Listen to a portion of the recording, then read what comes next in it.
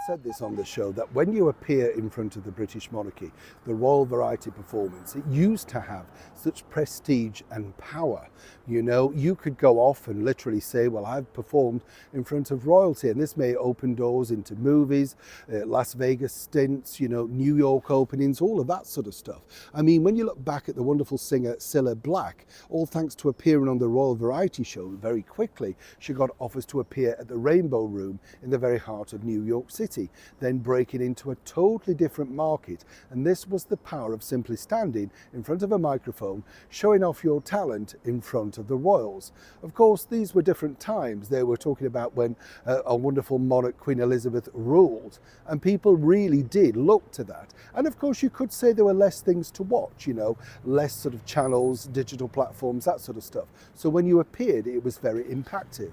I told you recently that when I saw it as a child, it was the sort of thing that you think, yeah, I'd like to do that. I'm inspired by that, particularly when you see people of a certain age to yourself.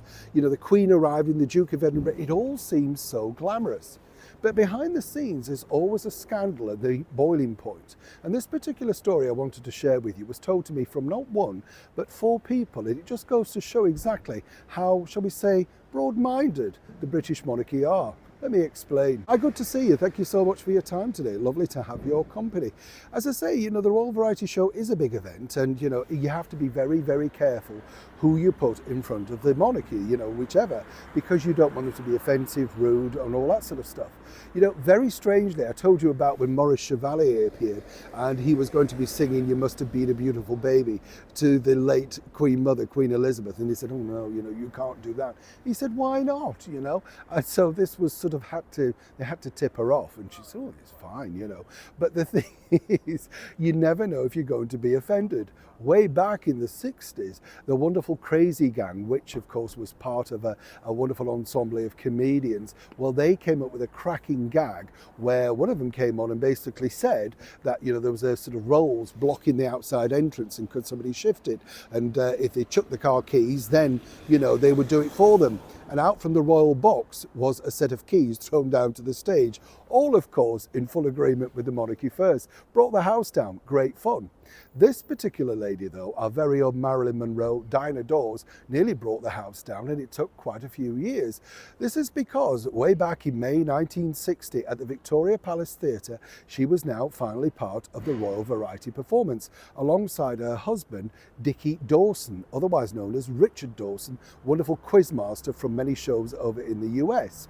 Now here's where it gets really interesting, because you see, for a while Diana had been, shall we say, persona non grata, as it were, right? This is because she got over to RKA Studios in the sort of late 50s, made a couple of movies, The Unholy Wife alongside Rod Steiger, and then worn out a very much welcome mat. Came back over here to England and was really short of cash. So much so that she sold a scandalous story to the News of the World in 1958, which would have been, in our money today, the best part of £250,000.